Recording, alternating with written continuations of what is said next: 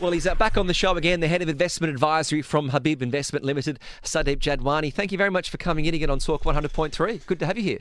Thank you, Keisha. I think it's fantastic coming here again and empowering and inspiring your listeners. You're here more often than our sales reps. Great to have you in here. A lot of people are sending in questions, particularly in regards to the Indian rupee. It's slipping against the UAE dirham. For anyone who's looking to send money back home to family, have you got any advice? Is now a good time, or should they be holding back? So, there's one very important factor that's putting pressure on the Indian rupee. Yeah. It is the oil prices. As oil prices go up, Indian rupee will be under pressure and their deficit, because India is still not a developed nation, and because of which they need to ensure that they maintain good amounts of US dollar reserves.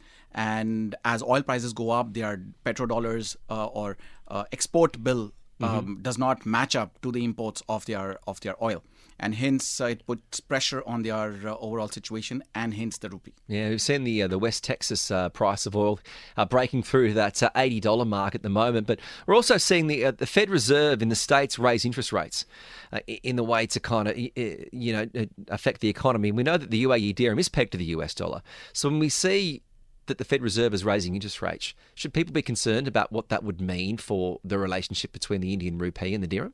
100%. US dollar being one of the most safest currency in the world, as the returns, which is the interest rate on US dollar, increases, it puts a lot of downward pressure on every other currency, not necessarily Indian rupee, but it impacts other currencies based on their strength as well.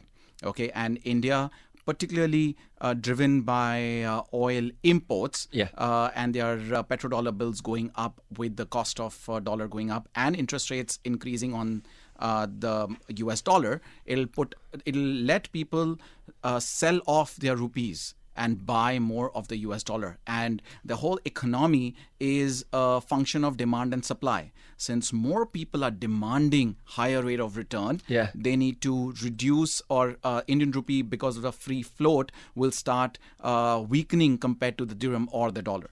We're looking at a lot of people with the price of gold. It's gone up again today. The price of gold is currently $1,815 US dollars an ounce. That's an increase of $11 today alone. We know that many Daisies have a great relationship with gold. I'm learning this very quickly. Going into 2023, many people are forecasting that gold could break 2.5, even hit 4,000. Some people were saying. You got any thoughts on where gold's going to go in the next 12 months? So gold in the next 12 months on a higher side should be around $2,400 an ounce. Now, what is the fundamental reason underpinning the strength of gold from here on?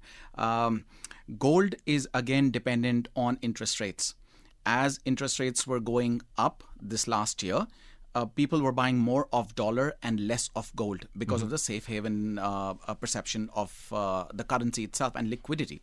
Now, with inflation coming down, interest rates not rising as fast as they were, and also peaking and pausing and then eventually going down in 2024, we see an inverse relation with gold. As dollar will weaken, gold will go up as well. So 2024, this time next year, we could see gold at $2,400 an ounce.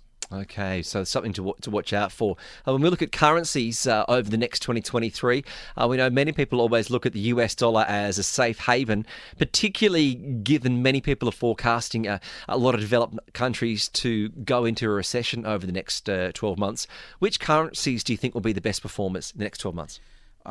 For me, I know it's hard to predict, but it is. I feel the Great Britain pound will be one of the best performing currencies, because we've already seen Japan performing exceptionally well this year towards the end, where as a surprise, the Japanese finance minister, who is ending his second year or the 10th year in April and will be moving on, increased the band of their bond buying spree, the range basically from a 0.25 plus minus to 0.5 plus minus, almost double, right? Yeah. It's an indication that there could be interest rate hikes coming in Japan as well. It's just an indication or a precursor to what could happen. And the Japanese yen is pricing that in from a 150 yen to the dollar today, last month, to today 130, which is fantastic.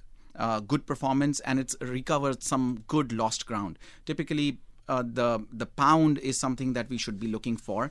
Pound is at its weakest with a lot of political instability within the country. Brexit playing up, the policy is not playing up well. That is putting pressure. Every on day there's a different strike in the country that's having an effect on the economy. Yes, it will. I mean, if it's not the trains, it's the airport staff that are having problems. And I'm speaking to a lot of English friends, and they can't wait to get home and spend their UAE dirhams. It's never been so enjoyable. Exactly, right? So it's so weak that you would probably buy now. Yeah. And of course, having said that, you don't have to buy everything, all of your dirhams today. You would have to stagger it down, because not me, not anyone can predict what is the lowest point. At the same time, we can't be just standing on the sidelines and saying that you will time the market. Timing the market is the worst thing anyone can do to their own personal finance.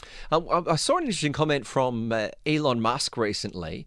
He's been under a lot of pressure given the way Tesla has seen its share price drop, given the market don't really like this idea that he's running another multi-billion-dollar company in Twitter. But he was saying that part of the reason is people are taking their money out of stocks and they're looking to put them in cash, because once that cash rate goes up to a level where it's nearing in what you might get in your returns for the stock market, it's then going to have further effect. Do you go along with that statement, or do you think he's really just trying to protect Tesla's slide over the last 12 months? Tesla is a different story altogether. From a $300 a stock starting of the year to today $125 approximately. Tesla has gone through a lot of ups and downs purely because of the perceived notion of the CE, in this case Elon Musk, and his abrupt statements time and again. However, the stock pricing of Tesla is down not purely because of the interest rates moving up and risk-free rates getting better and people are dumping their stocks. It's the owner himself selling the stocks as well. It's never a good look to the market when the CEO and the owner's got to release stock. Right. The promoters selling their stock, not to make in profit, but to repay his debt and interest liability that he's taken on of $44 billion approximately to buy out Twitter. Okay, so their money needs to flow from pocket A to pocket B. Okay, to fund that, to reduce their interest liability ticket. When we look at the UAE economy, we can see that, particularly with property, it is absolutely soaring ahead.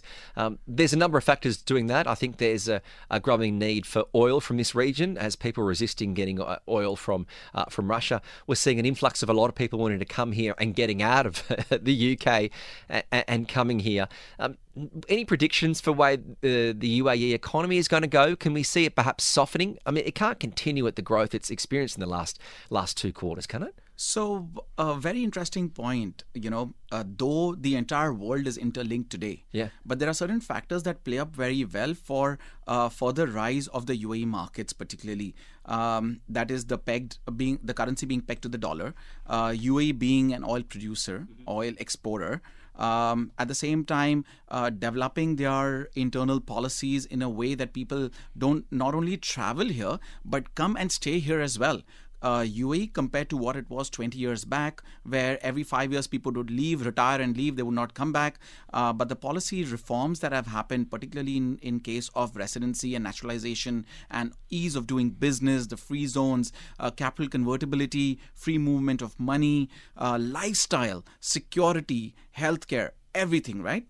And taxation, the biggest advantage that the income is not taxed here. There could be corporate tax and VAT, but income is not taxed. So people are coming in, buying houses, settling down, and the best part is even now this is reflecting in the capital markets, where the biggest companies, government-owned companies, have diluted stakes to get listed on the capital markets, which means that everyone can get a fair share of the companies that are run by the governments themselves, which are highly capitalized and highly consumer-driven, high dividend yielding, compared to real estate as well, which provides top quality construction and visas. So people come here, stay, they have bank accounts, they have rental yields, and everything else in between. Yeah, it's a fantastic place to be. We're fortunate at the moment.